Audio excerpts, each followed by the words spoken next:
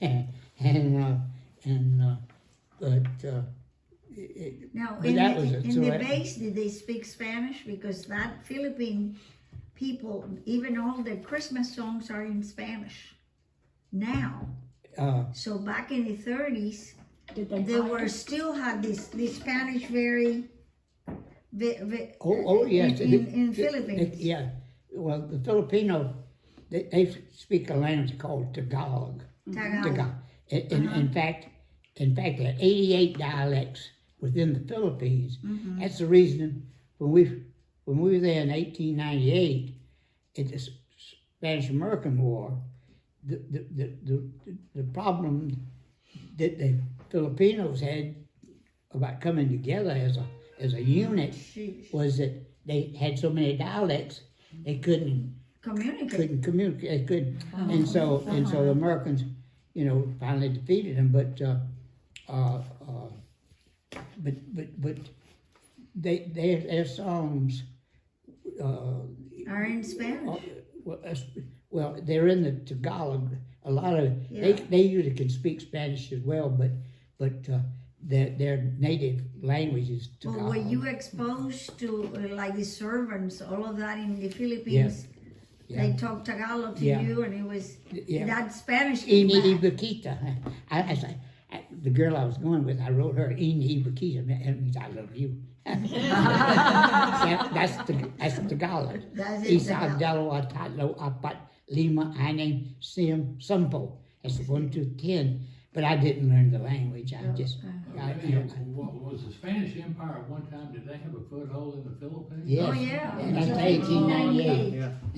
1898, and that's when the U.S. walked up there. That's true. Yeah, they probably had Spanish in school. Yes. So, besides their native. Yeah. Well, in chapter 8, we are back to the Thomas family, and Boots' mom and family have moved to the, already did that. Okay. So he lived with, Boots' mom and family moved to a small apartment in Tallahassee, but Boots stays behind and finishes his senior year. And he graduated second in his class at 17, and he lived with the manager of the Swanee store, according to the book. And he was accepted into the aeronautic engineering program at Trine University in Indiana. There was an accelerated program to allow students to finish that degree, bachelor's degree, in 10 months. Oh my God. And it says things were heating up in 1941, and you, Teddy's sister, and Haiti were sent home because things were getting dangerous, according to the book. And you moved to the small town outside of San Antonio, Texas. But in the summer, you came back to Monticello to see your family, and Boots was also here before starting college. Right. When he moved in with your family. You were 16 and Boots was 17. Can you tell us what it was like during that time together before you went off? Well, I'd been gone a year, and so we were anxious to be around each other and anything like that. And the war hadn't started yet for the United States.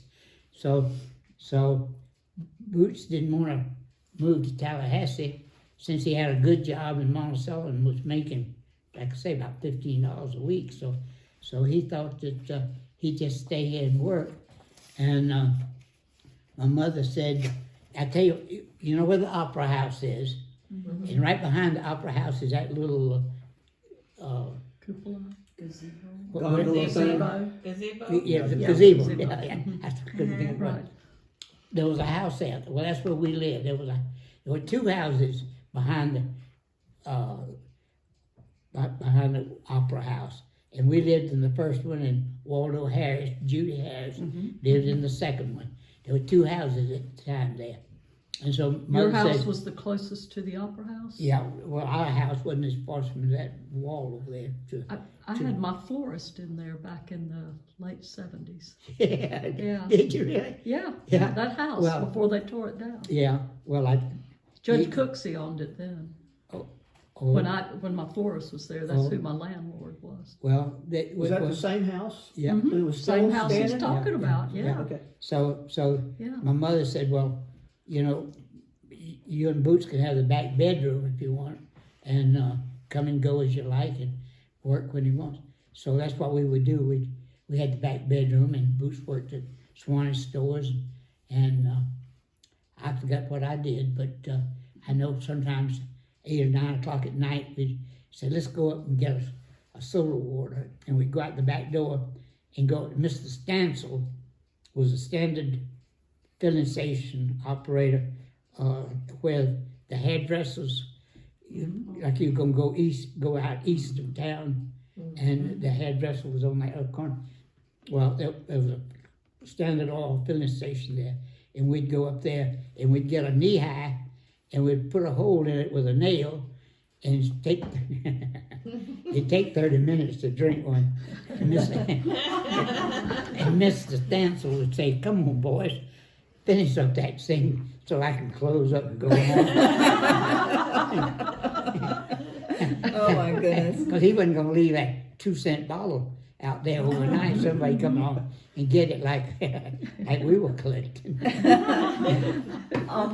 We find that his first letter back to his mom is in this chapter. And was it normal for a boy to write back home like that?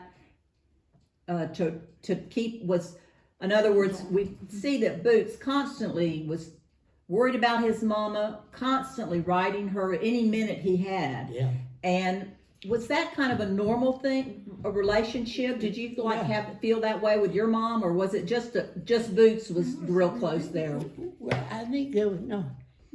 He, like he said, he was the man of the house, and he was, even though he was 3, the twins were 3 or 4 years younger than he.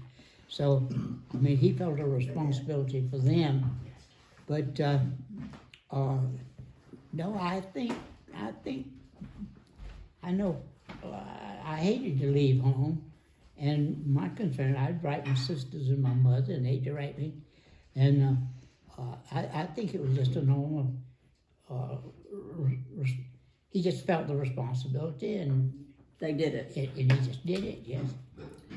Well, chapter 9, your Uncle Teddy sends a letter back to your sister on November 30th, 1941, stating that the troops were being sent away to various spots, and every officer in this department is on a 30-minute call, so they couldn't be away from their station. They had to be able to get to their station in 30 minutes. Yeah. So he also said in November that they received a message from Pearl Harbor stating that they had to be on a high alert. And a week later, on his birthday, Pearl Harbor was attacked. Wow. And when Boots came home, he was still 17, and he needed his parents. From what the book said, that as soon as Pearl Harbor happened, that Boots, that's all he thought about. He wanted to get into the service. That's right. No matter what. But he was only 17. So when he came back and he talked to his mom, he begged her to be able to, if a parent signed, they could go in. That's true. But his mother had lost her husband 2 years earlier, and she asked Boots to wait. Do you know how you saw Boots during that Christmas? Can you tell us what that was like, knowing that Pearl Harbor and so forth? I can remember how serious he was about it. And when he came home, and he said, "Jim, it's hard going to school." Now, he was a straight A student in high school, so and he didn't really study to get the A's. And so when he got off to college, and it was going to be we didn't have a lab at Jefferson. It was Monticello High then. We didn't have a laboratory, so we didn't have chemistry and physics. So when he got to college, he had to make up chemistry because he hadn't had it, and they let him be a freshman in college. But as a side subject, he had to take chemistry.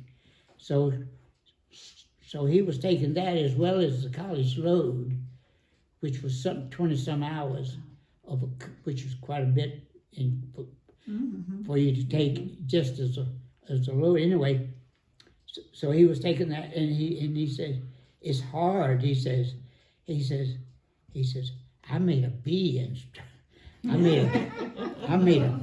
drawing." He said, "It's hard," but I've asked Tri-State if they would release his grades to me, because I just out of curiosity, but they never would do it. They said no, that they don't do that. So, Huh. but he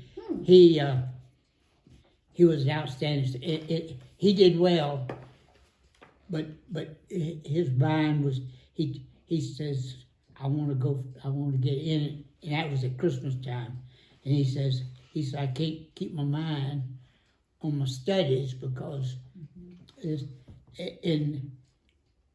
I was like a kid. I mean, if they call me, I'll go. But I'm not gonna go volunteer. Not yet, anyway. And so, but he was bound and determined. anxious to go. In chapter 10, Boots joins the Marines but fails the test because of color. He was colorblind, which, if you remember reading about that, it was just devastating. Yeah. But meanwhile, he failed it, I think, twice, but he memorized the book so that whenever they gave him the test again, he knew what the answers were. So he got in. He sat next to a fellow like that, and he was taking the test, so he just watched the guy. He's 7. The guy would say 7, and 9, 13. So they said, all right, you take it. And so they just flipped through the book. And as they come to the same page, 7, 9, 13. And they said, says you, that's fine, you passed. I don't know what happened first time, but And you know, the thing about it now is they're looking for men who are commissioned that are colorblind because they can deal with camouflage where people that aren't colorblind couldn't. And at the time, they didn't realize that, but and that held Boots up from ever being commissioned officer. Yeah. Says, meanwhile, things are not going well in the Philippines, and your uncle, Colonel Teddy, ended up having to surrender as a prisoner of war to Japan along with 70,000 others. Boots trained at Parris Island in South Carolina, and as we read his letters back to his mom, he was always trying to reassure and protect her. He gradually tried to prepare her for when he would ship out. And one of the first things that he did was get a life insurance policy for $2,000. And in his letter, he says that he plans on increasing it as much as he can. What when you found out that your uncle was taken?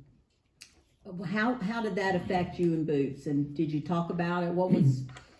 No, he had already gone off to college. Okay. And I was in San Antonio at the time when the war started. Right. And so we didn't see each other until the next. Boots, within the first 2 weeks, they recognized his leadership. So they made him they gave him 5, I think they said they gave him 4 or 5 men that he was to see what they needed and took care of them. And then so at the end of I told him earlier about that he'd gone out and he said, I've been here just a week, Mama. He said, I walked 14 miles a day, said I blistered on my feet. My face is blistered, my back is blistered. I love it. I thought he knows. Yeah, that's a good I don't know what I'm talking about, but he does. But anyway, and so we didn't see each other. Okay. To get around to doing that. Well, chapter 11, Boots becomes a squad leader, and he had, as you said, done such a good job. He was promoted to a position as a drill instructor on Parris Island. And his responsibility is he took 72 recruits every 4 weeks and had to get them ready for combat. He can tell you. That to me was amazing. Yeah. And in 1942, he was reassigned to the Rifle Training Center in New River, North Carolina. Okay. And he was, from the account in the book, which was amazing, he was just nonstop busy, but yet he'd find a couple minutes and he'd write home to his mother, which was impressive. Chapter 12, Boots' job got harder. He was assigned back to Paris Island, and in 1943, he was training men who had been drafted, and he described most of the men as pitiful and scared to death. And he said he was applying to become an officer, and you, meanwhile, had graduated high school and applied to the Army Air Corps. And evidently, when Roosevelt put in the draft, that's when he said before he was getting people that had volunteered. Now he was getting people that were drafted, and it was a whole different ball game. Yes, it's true. Can you share how you and Boots felt at this time in your lives? You had just applied to the Army Air Corps, and he was, or were you able to even talk to each other during that time? Boots says, meet me in Charleston. Says, if you come by Paris Island, I won't let you come in, but the bus will stop and I'll be at the gate. So it was, I forgot what time of year, it was in that summer. It was the summer of 43. And he says, if you'll come to the gate, I'll get on and we'll go to Charleston. He said, I got so much to tell you. And so, sure enough, when I got to the gate, he was there. We got on, we went to Charleston. And we got a hotel. And they have these little boys there that will come by, shine your shoes, mister, shine your shoes. And for dime, they'll put a shine on your shoe. And so they came up to Boots, and Boots says, he said, well, I can't have both of y'all shine the shoes. He said, you shine that one and you shine that one. And whoever shines the best is who I'm going to pay. well, I mean, they put the man, they put that thing. And Boots looked and said, I can't see my face in this one. I can see it over here pretty well. But he jumped back on there and he see every shine up. So, of course, when he got through, Bruce gave both a dime there. But it was, we had a good time, and we went up to the room, and he says, get that broom over there, and I'm going to teach you some maneuvers.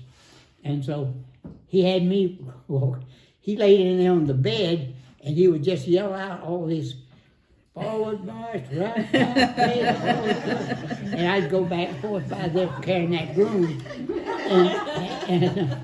And he's sitting in there in a chair, you know. And he says, you might think this is silly, but said, you'll be glad you did this in a couple of weeks. And sure enough, within 2 weeks, I'd gone. But we spent that Saturday, and then Sunday morning we got up, and he said, I'm going downstairs and get a newspaper. Well, he wouldn't leave that room until that hat was cocked just right. Everything was perfect. Those shoes were shine. And he walked out and walked to the elevator, and here this Army captain came out, pushed his shirt tail in, and Boots says, after you, sir. Well, the man was so embarrassed. I mean, I felt sorry for the man himself, but he had brought it on himself, because he didn't need to be pushed his shirt tail in his clothes, getting ready to go down the elevator. But anyway, Boots was proud of that uniform, and you didn't see him out of uniform. And of course, that's drill instructors were told, you don't be out of uniform anytime that another Marine can see you. And Well, that's a good story. Mayor, I gotta That's go a to another different- meeting, so I just wanna, Thank you. Yeah. Please do grab some stuff out there. okay.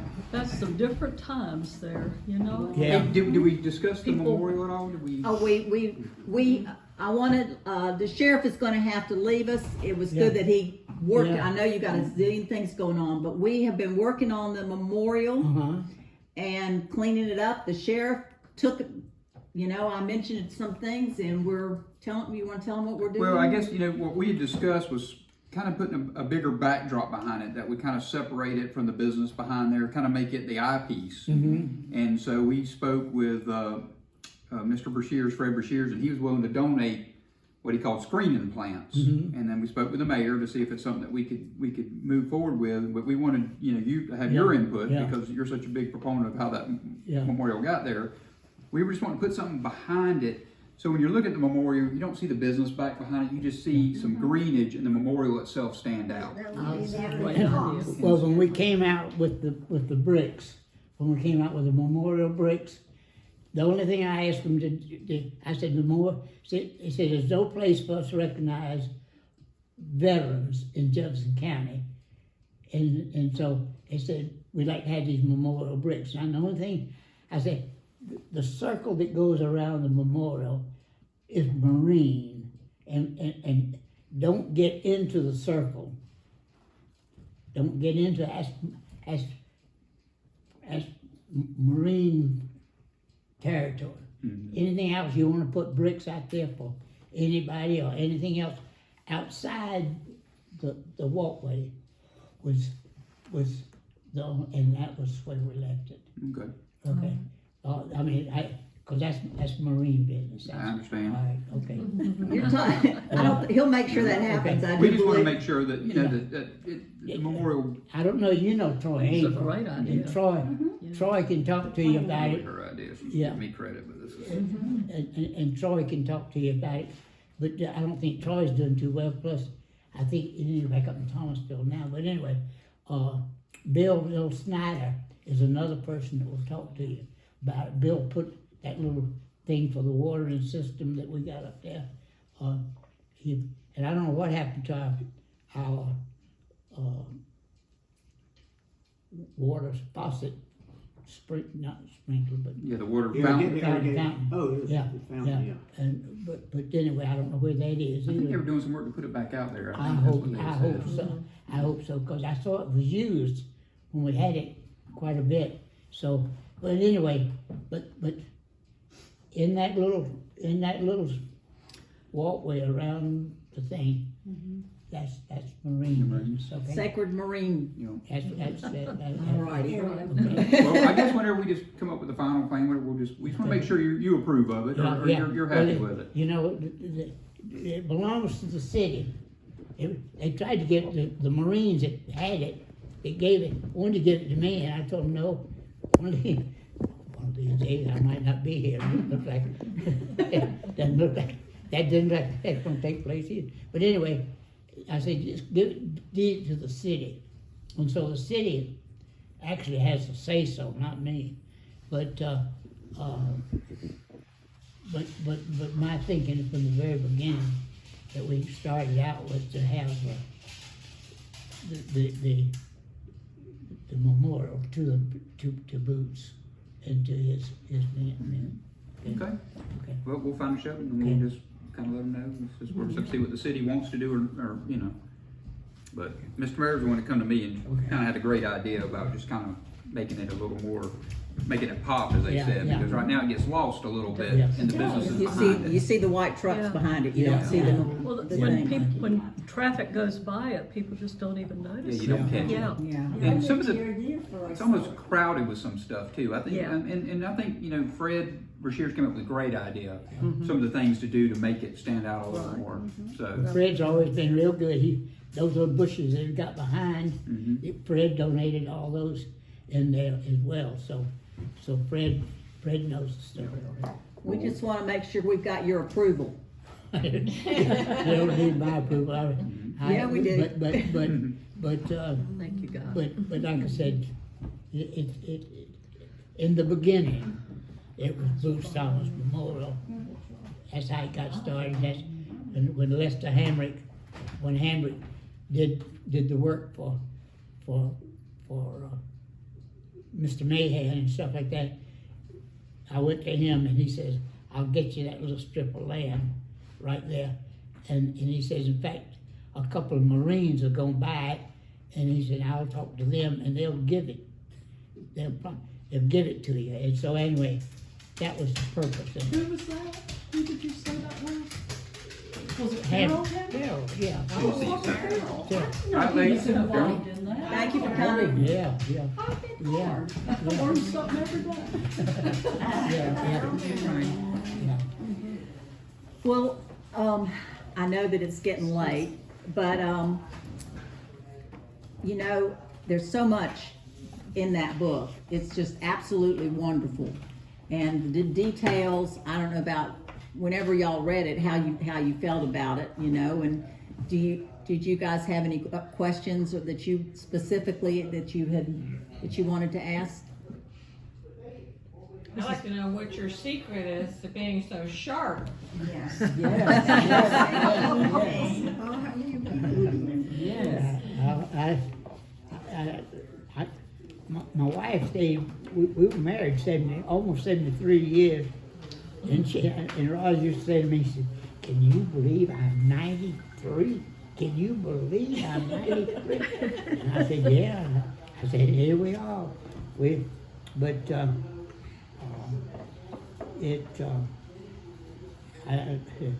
Now your wife, is that the girl that you met in Massachusetts?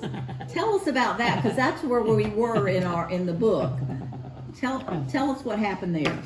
Well, of course, they take all the southern boys and send us to Miami in the summertime for basic training, and everybody said, "Boy, you've gone to Miami for basic training." Well, I went to Miami one time, and then I shipped out. I didn't go into town but once, and that was graduation day or something. But anyway, but they sent me, winter's coming on, and they sent us a group of 65 southern boys to the north.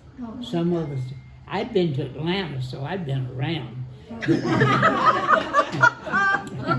But 65 of us, some of them had never been even out of the county. And there we done in Miami. And so they sent us to New England for the winter. For the winter. For the winter, poor kids. And they sent us to, it was a program that they had, it was a kind of a waiting program before you got classified bombardier, navigator, pilot. And so really it was like going to college. It was 4.5 months of actual college work with we always kept our classes separate from students, but and our professors were different, but it was just like going to college. We went to the cafeteria, had our meal, stayed in the dormitories, and I hate to say it, but it was really kind of nice. So how did you meet so you're in Massachusetts, so tell us how you met your wife. Well, I had seen her downtown a couple of times, but I didn't know if she was married or not. And I thought I sure would like to meet that girl. So a boy that I knew wrote a story about me, "We'll be back to the film, we'll be back." That's what MacArthur said. And so he wrote the story, and he said, and there's a particular little blonde in town that if she reads this story, get in touch with Jim. She didn't read the story. So the week before I was to ship out, the week before, I was walking back out, we walked back out to the campus, and I said, "There's that girl I've been wanting to meet." And these guys just grabbed me and said, "You gonna meet her now?" and it just threw it, and they pulled me right in there, and they said, "Now, go over there and ask her to dance." And I said, "No, man, I don't know, I can't ask her.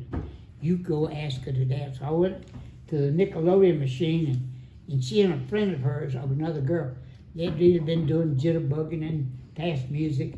So I started to put my nickel in, and somebody yelled, "Play something fast." Well, I didn't want anything fast. I wanted something slow. But I put my nickel in, and Bing Crosby sings, "Oh, what a beautiful morning." So I asked, I said, "Would you care to dance?" "Sure," she says. So we danced, and we didn't even get half through the music, and they said, "Roz, your ride's here." And the guy had dropped her off. She said, "I gotta go. My name's Rosie. Bye." And that was the end of it. Well, I said, "Well, I'm gonna write her a letter," because she told me she worked at Pratt & Whitney Aircraft in Hartford. So I wrote a letter, got back that night, wrote a letter, sent it to Pratt & Whitney, and all I could put on it was Roz, and I put him 5 feet tall, 95 pounds, blonde, and mailed it. Hartford, Pratt & Whitney aircraft. Well, 2 days later, the letter come back unknown. They weren't about to search that person out. So I put the pocket in my pocket, and tonight was the night of the USO dance. And I said, well, we'll walk down there. And I went down, and I said, come on, Ralph, let's leave. And as I was going down the stairs, the girl that she had been dancing with the week before is coming up the stairs. And she said, I know you. And I said, how do you know me? She says, I was with Roz the other night. I said, would you give her this letter? She said, in fact, I'm going to see her tomorrow. I'll give it to her tomorrow. So she gave it to Roz. Thursday came, and Roz finally decided she'd answer the letter. I got it Friday morning. Now I'm shipping out Monday. I got the letter Friday morning, and so I called her and couldn't get her. I sent her a telegram, because she gave me a name. I sent her a telegram and said, call me tonight at 7 o'clock. And she did, and I said, I'd like to have a date if you've got tomorrow night open. She said, I do, and I will give you a date if you will bring a date for my friend. And I said, well, I'll find somebody to come. And so the next night, sure enough, we saw each other. We went out. This girl's home. A bunch of it must have been about 8 of us there together. Anyway, so we got to kind of know each other pretty well. And so I said, would you come over tomorrow to Amherst and have lunch with me? And she said she would, and she did. And when we parted, that was the end of that. And Well, did you keep in touch during the war? every day I wrote her. Almost every day I wrote her. She didn't write me every day, but almost every day I wrote her. And I tell you, that was if it hadn't been somebody like that to give me a boost when I'd be feeling I'm gonna get out of the singing. They're not sending me. I'm tired of going to school. I'm ready to go fight. And I don't know what I was talking about either. But So you kept in touch, and then after the war, at the end of 6 months, they gave me a furlough, and I went up to see her, and I was there 2 days, and we didn't sleep for 2 days. Then I got on the train, and I slept all the way back home. And then the next time I graduated from bombardiering school and commissioned and was getting ready to go overseas, and asked her to come meet my family. So the second time I ever saw her, she came to Florida and met my family. And so then when I went back again, they decided I'd go through navigation school. So I went through another school, and they gave me another furlough.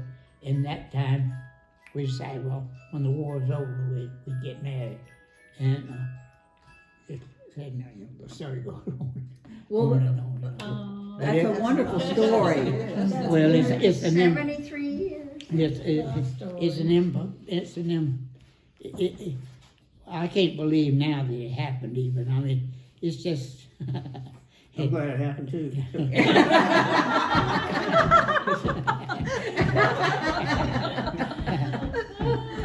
Oh my goodness. Yeah. Yes. Yeah. Oh, well, I don't want to. I'd love to be able to keep you here to continue on, and those who could stay, Yeah. fine. But I don't want to wear you out. But You won't wear me out, but I know this is. I'll talk about Boots Thomas to anybody, anytime. I mean, that's my calling, I guess, is to tell the Boots Thomas story. And anytime anybody wants to know about Boots. The mom passed away when? How many years after he passed away? When did Boots' mom. Boots' mother. Wood's mother.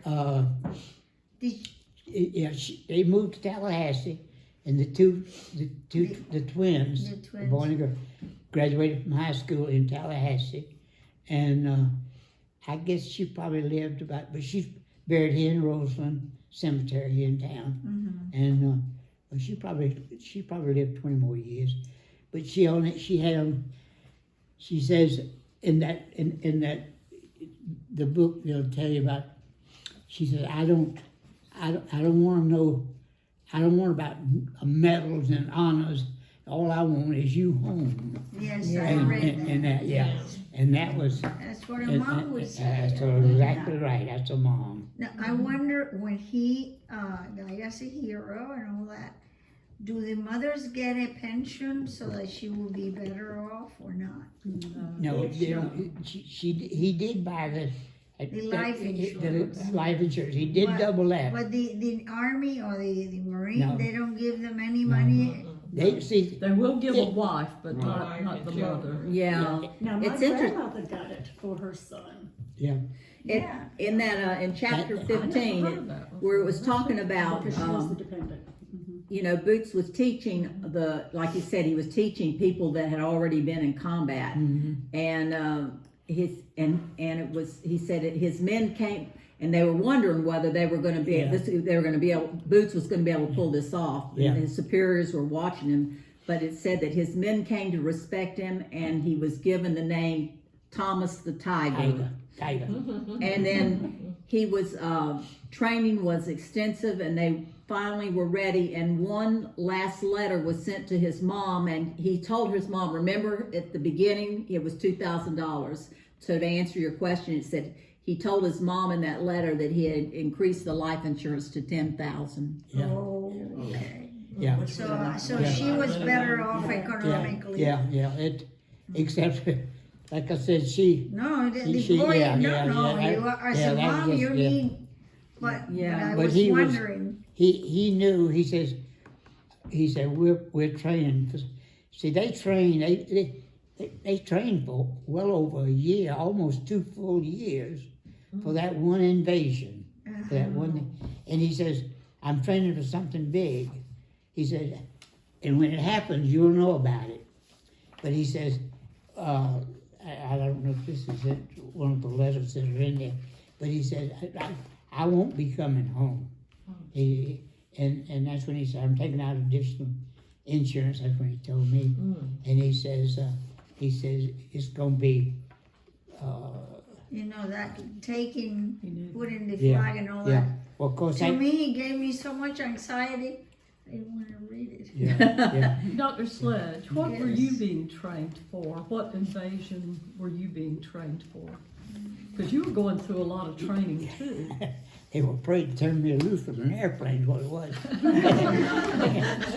Now, I went through bombardiering school and was commissioned, and then they found out the war was over in Europe, so they were going to send us in for low-level bombing, like 30 feet.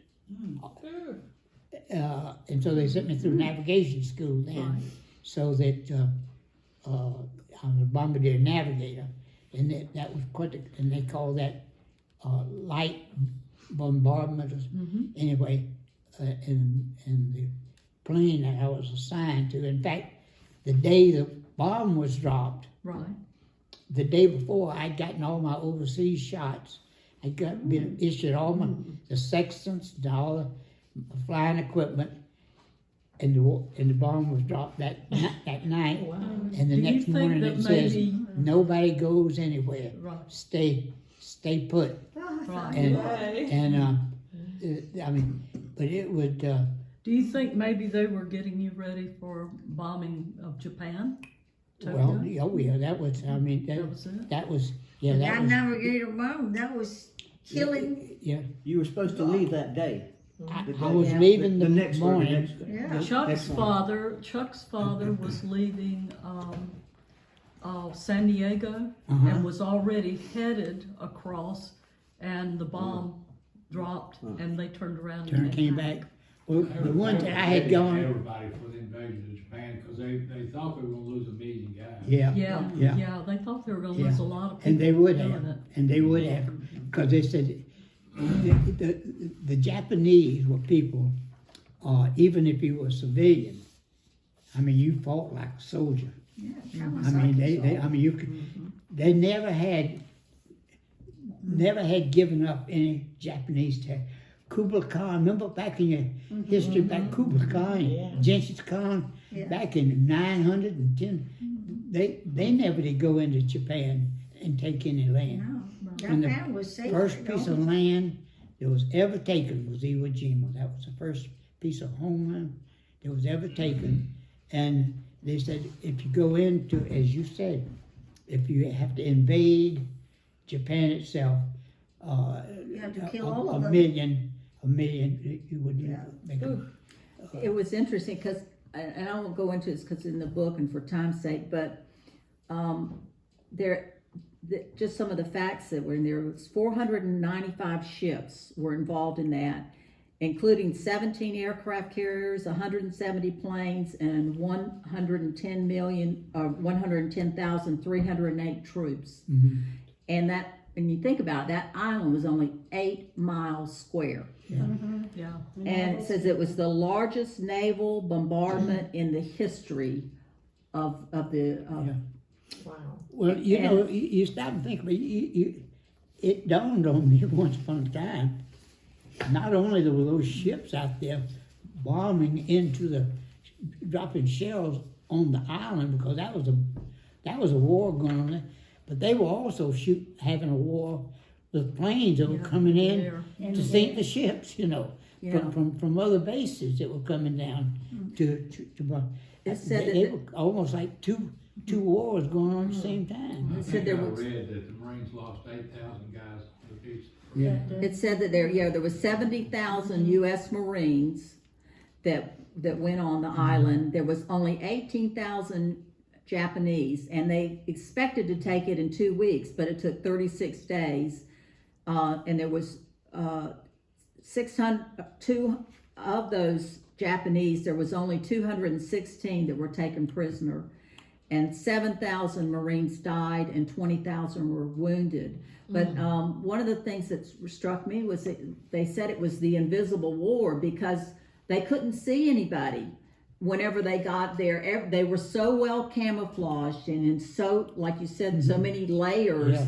And they would, from way up high, they would bombard them. Then they had a steel door that would come, so there was no way for them to fight against it. It was just Ineffective. unbelievable. It was ineffective. The bombardment was ineffective. Yeah. But what they would do too is you would, in fact, the reason Boots got the Navy Cross, he was leading the tanks, and they would go forward, and then he would lead them again to the next, and look behind you, and Japanese then were coming out of their hiding places whatever. from behind them, and it was going on all over again. So that was what was. It was unbelievable to think that how they ever won that is beyond me. And like said that Mount Suribachi rose 556 feet from the beach, and then on the other side there was cliffs that were 360 foot. So not only did you have they're hiding everywhere, but having to inch by inch. They said at one point that for every yard that they took, that a man was killed. A U.S. Marine was killed for every single yard. You said that listed 200 and something, 216 were captured. Does it list how many they estimated for the Japanese? that died? 18,000 there was 18,000 Japanese.